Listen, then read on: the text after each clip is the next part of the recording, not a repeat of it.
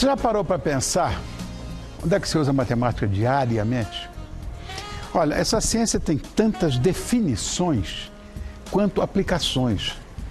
Olha, eu vou dizer, ela é tão útil quanto prazerosa e é usada como ferramenta essencial em incontáveis áreas do conhecimento. Você quer ver só? Fala mais sobre o tema o professor de matemática que tem uma soma imensa de cursos em seu currículo, que é o Gabriel Miranda. Obrigado, Gabriel. Tudo bom, meu velho? Ótimo, e você? Como você está? Melhor te vendo. Obrigado pelo convite. Não, estamos juntos, imagina. Eu que tenho que agradecer a você sempre. Falar de matemática não deve ser uma coisa muito simples, mas é. Sim, deve ser. Porque é muito comum, Gabriel, as pessoas questionarem a importância da matemática no nosso dia a dia, no nosso cotidiano. Então, vamos começar de uma maneira prática. A matemática financeira, ela é a mais aplicada, não? Sem sombra de dúvidas, ainda mais nos dias de hoje. Porque se a gente pensar, há muito tempo atrás, o pessoal só usava dinheiro, cash mesmo, pagava as coisas à vista e tudo mais. Hoje em dia é um pouco diferente, né? O dinheiro já é digital, né? A gente está com cartão de crédito, a gente paga um carro parcelado, a gente financia um imóvel. Então, hoje em dia, a matemática financeira está muito mais presente na economia familiar do que há 50 anos atrás, por exemplo. Então, hoje, a pessoa precisa se planejar de uma maneira muito maior do que precisava antes, né? Antes, o dinheiro paga, pronto, é uma conta de menos, acabou. Você subtrai do seu salário e pronto. Agora, hoje em dia, você tem que tomar um pouquinho de cuidado, porque vai parcelando, você precisa fazer a conta. Ai. Gabriel, eu sou músico. Eu acho que a música tem um grande envolvimento com a matemática. Com certeza. Eu queria que você exemplificasse isso. Olha que legal, né? O Pitágoras, ficou famoso pelo Teorema de Pitágoras, ele foi o responsável por pegar uma linha, tocar essa linha, e isso dava um som. De repente, ele dividiu essa linha pela metade, e por consequência, na hora que ele dividiu pela metade, ele percebeu que era a mesma nota, só que uma oitava acima. E aí surgiu toda a música ocidental, né? A divisão nas 12 notas que a gente tem, nas 7 fundamentais, né? A gente conseguiu tudo a partir do Pitágoras. E foi dividindo essa cordinha que ele foi criando a harmonia. A terça, a quarta, a quinta, a sétima. E daí surgiram os acordes e tudo mais. É verdade. Agora, a medicina também. A medicina também foi regada por cálculos e números. Na parte, por exemplo, dos nossos olhos, da oftalmologia. Como é que é calculada a fabricação de lentes, por exemplo? Tem um cálculo lá? Olha, é legal a sua pergunta, porque isso já é um cálculo mais complexo. E a gente joga esse cálculo para o fabricante. É o fabricante que vai fazer. Agora, uma pessoa comum, ela faz parte desse cálculo. Ela faz parte dessa conta. E como que ela vai agir nisso? Bom, ela vai ao oftalmologista, pega a receita. Recebendo a receita, ela recebe um grau que ela tem de correção. Tendo esse grau em mãos, levou para a ótica. E automaticamente chegando lá na ótica, e é legal perceber porque você tem que dar 3 informações lá na ótica, né? Quais você vai falar 3? O grau que você tem, né? Se é miopia, astigmatismo e tudo mais. Logo depois disso, você tem que falar que tipo de armação você quer para o seu óculos, e isso influencia no tamanho da lente, isso vai fazer diferença. E logo depois o material da lente, né? De posse de tudo isso, o fabricante vai receber todas essas informações e ele vai fazer uma conta relativamente simples. Ele pega o grau que você forneceu, multiplica por um índice que chama índice sagital, que na verdade é uma tabela que eles têm para cada tipo de lente, tamanho de lente, e soma isso à espessura mínima que a sua lente vai ter.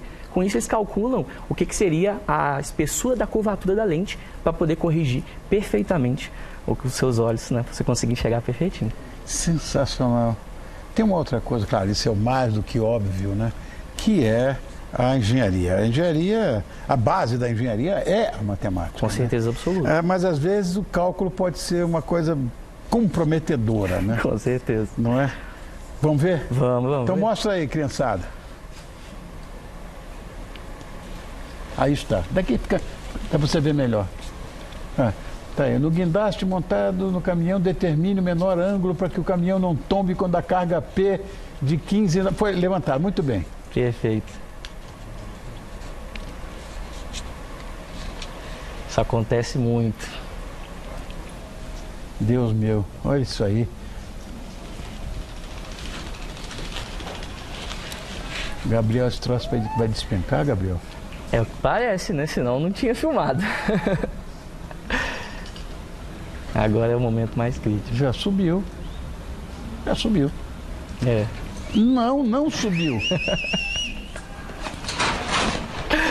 Meu Deus. Onde, se você for na internet, você vai ver tanto isso. Tantas vezes isso acontece. Rapaz. Don Miyagi, corran com Don Miyagi. Os caras falando, isso não deve ter sido no Brasil, né? Com certeza não. E cheio de concreto atirantado ali, você viu? Meu Deus do céu. E sabe o que é engraçado? Existe a especificação técnica já para o guindaste pronta, você só precisa ler, você não precisa fazer cálculo nenhum. E é curioso porque isso acontece tão frequentemente no canteiro de obras que eu fico até me perguntando, falo, gente, será que nenhum engenheiro viu? Será que ninguém estava lá junto para poder falar para o operador da máquina, cuidado com isso daqui, porque vai cair. Né? Isso é muito comum de acontecer. Porque não leu o manual. Eu diria que é o começo de tudo. Né? Bom, eu me lembro de seno e cosseno, né? Que era seno B, cosseno A. A sombra das crianças. Muito bem. Como é que você não vai lembrar dessas fórmulas? Né? Eu estava falando antes, em off com você, que eu tinha pavor quando via aquela cobrinha da integral. Integral diferencial é uma coisa que eu não gostava muito. E eu te falei que você foi longe. Você foi longe. Bom, tem formação acadêmica, você tem que passar por isso mesmo. Agora, como é que esse cálculo é utilizado na construção de rampas, por exemplo? É muito legal isso. Né? A gente tem, inclusive, um desenho aqui, ó, porque as rampas são basicamente triângulos que são retângulos. Tá. E aí, o interessante é porque existe uma relação entre o ângulo que está ali, que está marcado como θ no canto direito, e os catetos, que são o cateto oposto a esse ângulo, o cateto adjacente, que é o que está ao lado, né, adjacente, e a hipotenusa. O seno e o cosseno são responsáveis por relacionar esse ângulo que está aqui, ó, com os catetos e a hipotenusa. É a partir disso que a gente consegue fazer a ligação dos lados desse triângulo com o ângulo, a angulação. E nesse caso vai ser a angulação da rampa, né? Tá. Ou seja, um dos lados tem que ser bem maior do que o outro, mais comprido, digo, né?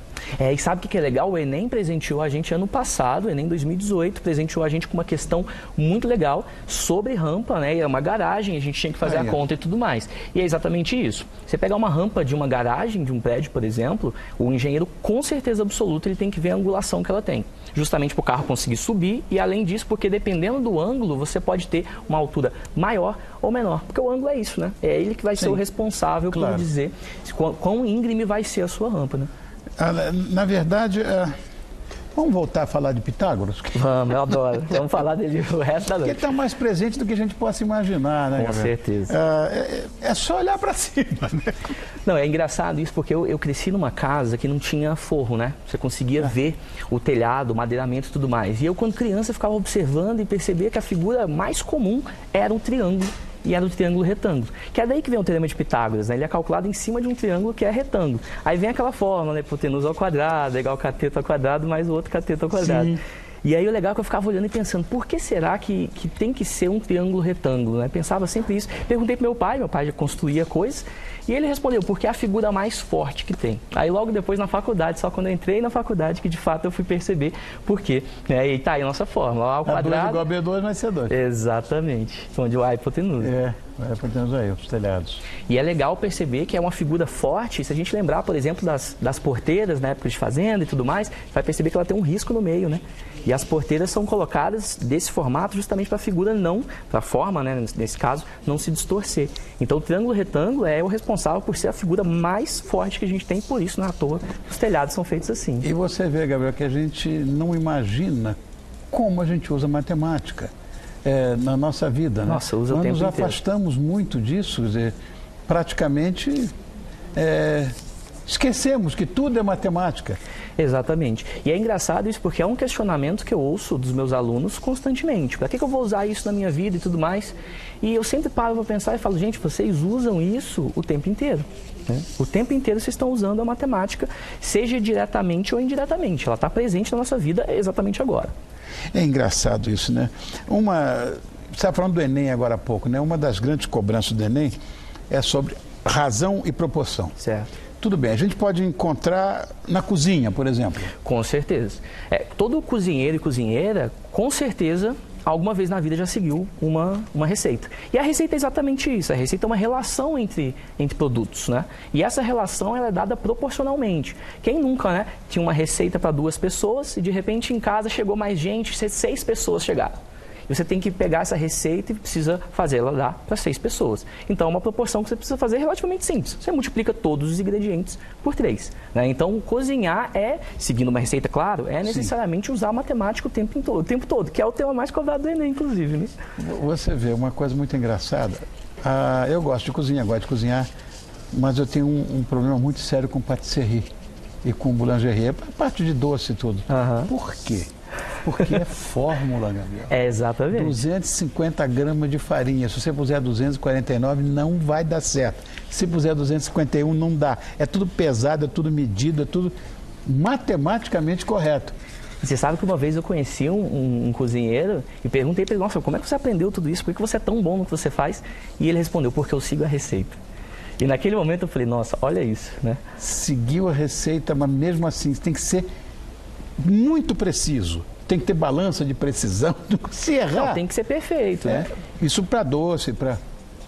E é exatamente a proporção entre esses elementos que vai dar o gosto desejado, né? Então, quem faz a receita pensa exatamente nisso. A pessoa para e pensa, bom, eu preciso de tantos ml de água para tantas colheres de chá de açúcar, por exemplo. E essa medida precisa ser respeitada. Se a gente sai... que descobriu isso, eu não sei.